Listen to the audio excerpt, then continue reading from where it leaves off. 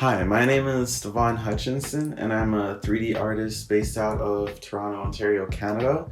And I just thought I'd come on here and show you guys the last 3D modeling project that I made, which is the hover cart. Hopefully, you guys could be seeing a turnaround of it somewhere here. It's a model based off of the concept art from Joon Ahn, awesome concept artist that I found on ArtStation. So hopefully you'd be seeing a link somewhere. But yeah, I wanted to really just show you guys a time lapse with a little bit of commentary on it, showing you guys exactly the thought process I went through to get it from, modeling to unwrapping and texturing all the way down to the rendering, which again is probably one of the turnarounds you're seeing or some other final renders that I did. But yeah, let's get on with that. Hopefully you guys can enjoy it, okay? So what you guys are seeing on the left of the screen is a box that I'm using as the general size of the car, one that I referenced a F1 car to base off of. The reason I'm doing that is because I want this asset to be something that is a realistic size that can be used in other environments or other projects. So I'm making sure that it's not, 5 times bigger than it should realistically be, or the size of a pinky. So it's something that I really wanted to get right from the start, and that's what that's there for.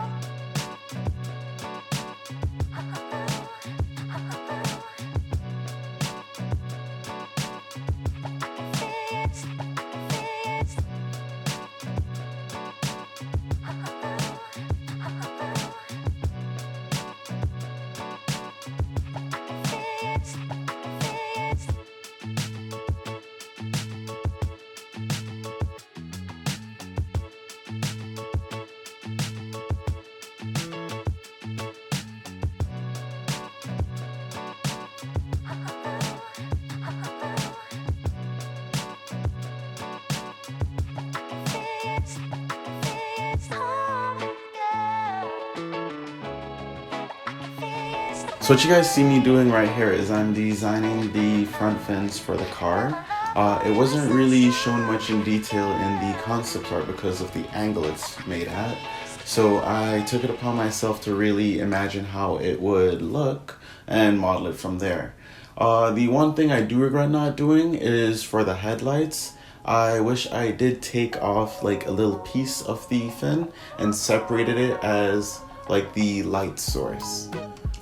So that when I'm rendering, it just looked a bit better. It's something I'll cover more in later videos of this, but yeah, something I should have thought about, something I'll be doing next time.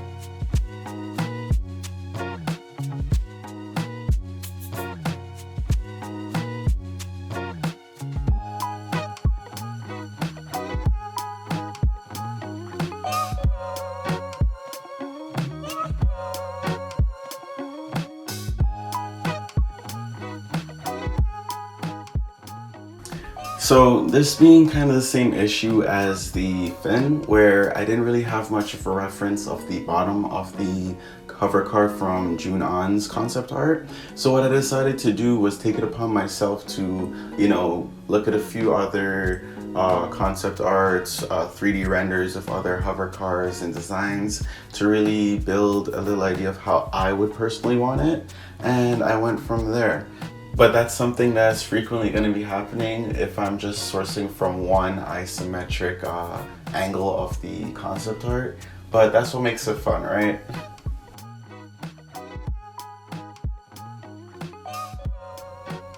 So, what I'm doing right now is I'm modeling what I'm thinking of as like the rotator joint for the fins. I was thinking that while you're driving this car, you're zooming through the wind, it helps angle the car when turning, or just something like that for aerodynamics. And so to do that, I imagine there's like a motor there attaching the main body to the fin. So I took some references of how motors look and really just applied it to the 3D model there. And I thought it turned out pretty well. Clean topology on it too, so I'm not complaining.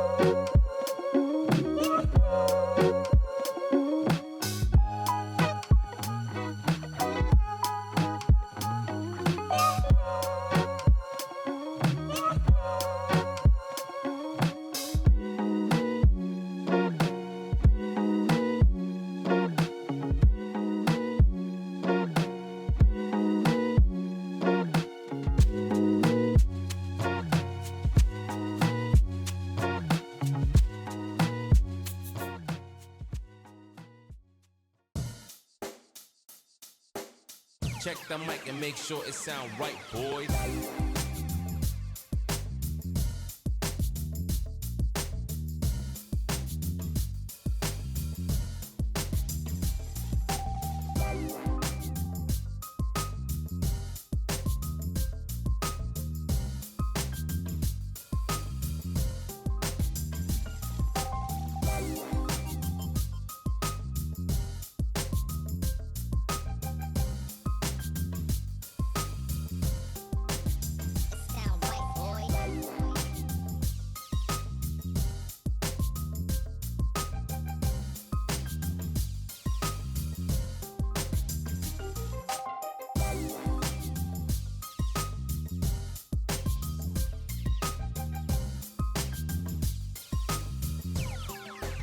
It sound right, boys.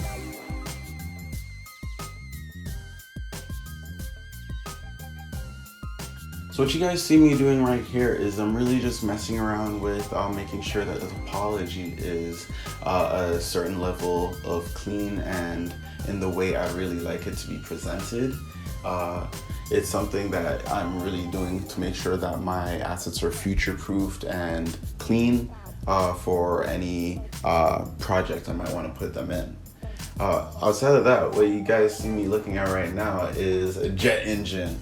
I thought that if this is a hovercraft, you know, it's got something in there that's got it, some sort of propulsion power to it.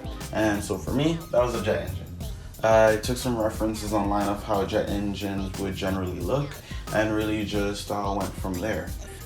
It's not really one that I decided to make really high detail, seeing as because of the overall project, it's not something that is the big focus. It's not something that needs to be necessarily high poly and high detail. I do think it does add a nice twist to the concept art and also just gives a chance for it to be a bit more attractive while looking at it from different angles, seeing these different cool things to it. The difference between the concept art and me 3D modeling it is I do have to take in mind some of these things because you're not just looking at it from one angle where you're not seeing, let's say, the propulsion, the jet engine. So I have to really think about that. I do think it really did come together nice, so I ain't gonna complain. But yeah.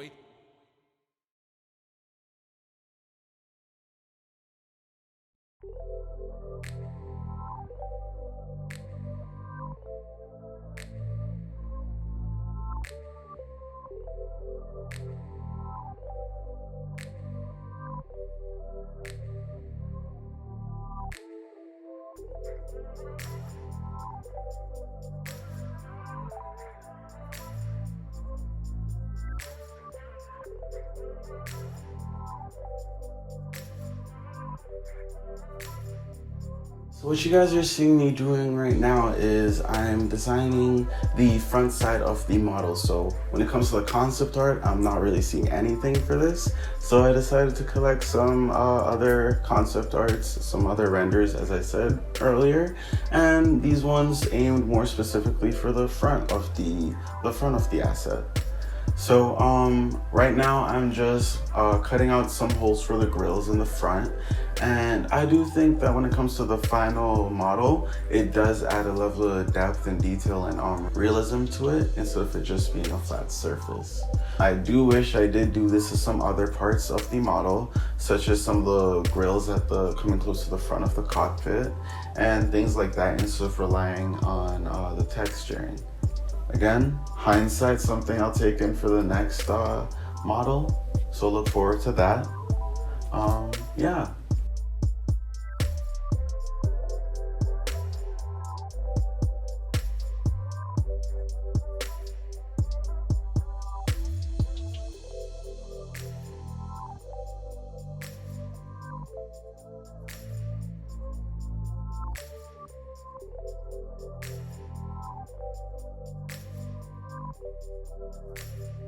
Skipping forward a day or so, what you guys see me having done right now is the chair for the inside, and I'm working on the handle for the stick shift. One thing I did want to talk about is how I modeled the chair and how I'm modeling the gear sticks. I'm utilizing something called subdivisions. What subdivisions is where it takes one poly from a certain model and then squares it, meaning 1 turns to 4. It's something that I'm using right now to help really add detail, add a bit of curve and smoothness to my model by using that modifier. I then also use it and then add on to it a bit more detail. The one thing I do focus on, and you should focus on if you ever choose to use it, is making sure that the topology on the model beforehand is clean. Because if it's not, and you use open subdivisions, it's just gonna make your model look that much uglier. We don't like ugly models here. We try to keep it clean. PG. E for everyone, actually.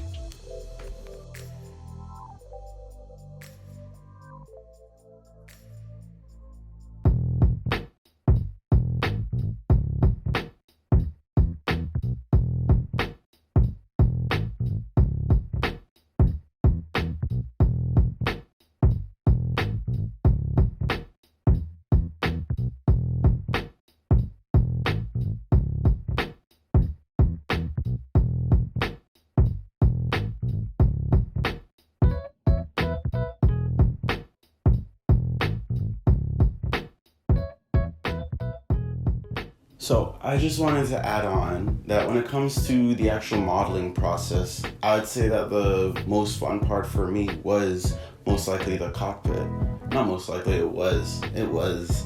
And the reason for that being is, even though I was looking off of concept art, it didn't have much actual detail when it comes to the cockpit. It was very much a silhouette outside of the steering wheel, which had this tan color to it.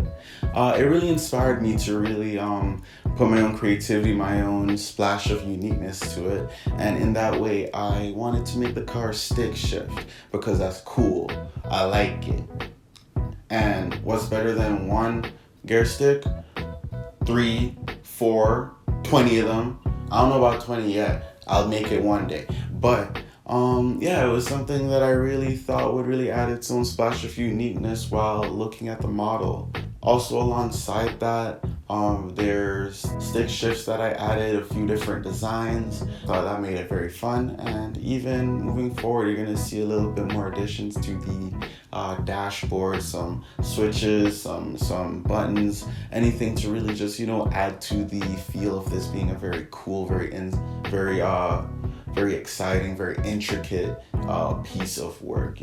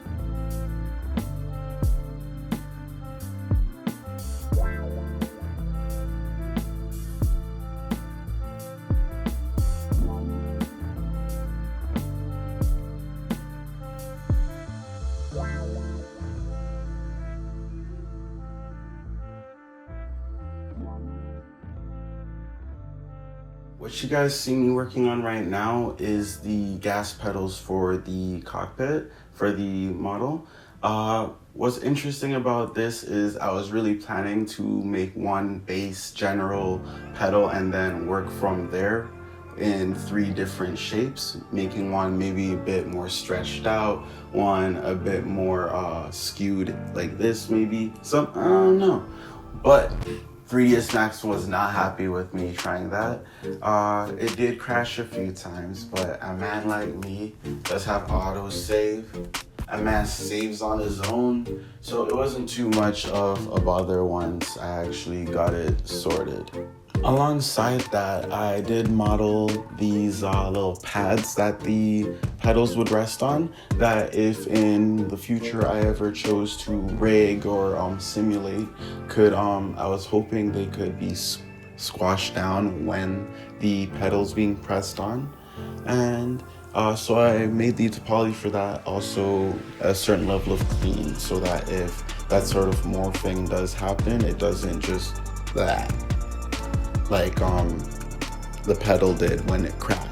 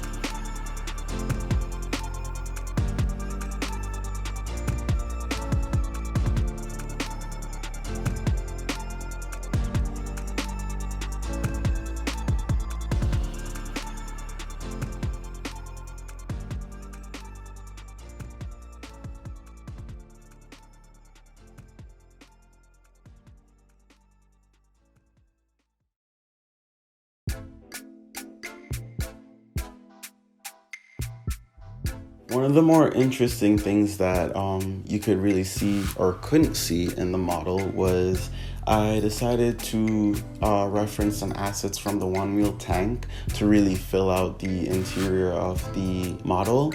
The reason for that being is, first of all, if I have the assets there that I've already modeled, why recreate them?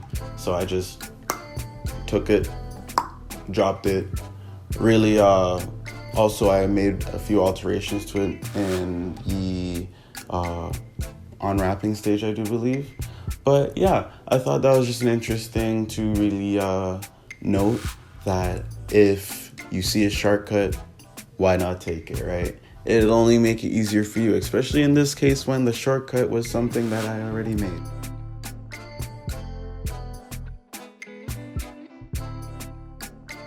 Now that we're coming close to the actual end of the modeling process, I thought I'd just talk to you guys about some of the general ideas I had while going through this. One of the things was I wanted the topology clean, as I've been saying, meaning specifically I really tried to look out for n-gons. It's a terminology that means polygons, meaning a face that has more than 4 sides. Ideally, for me, I want my models to only have polygons that have 4 sides, and in some rare occasions 3, meaning a triangle and a square. Those are the only things I really want to look for. The reason for that being, this asset is one that I want to be able to be thrown in games, movies, or just very open in versatility. And in some cases, if you're really looking close into a model, you can see those faces just edging off of a curve. So I want to make my whole model be able to be subdivided to add a certain level of detail while still holding its shape, its quality, and not turning into the gas pedal before crashing. You get me? You get me. That's something I looked out for. I also wanted to make sure that my models didn't have a certain level of complexity to them where it became hard to unwrap them in the future stages. So that meant things like on the dashboard, I didn't make all the dials and the actual dashboard itself one full piece. I separated them into easier unwrappable assets and made sure that they just stuck together later on. Let's get back to the rest of the video.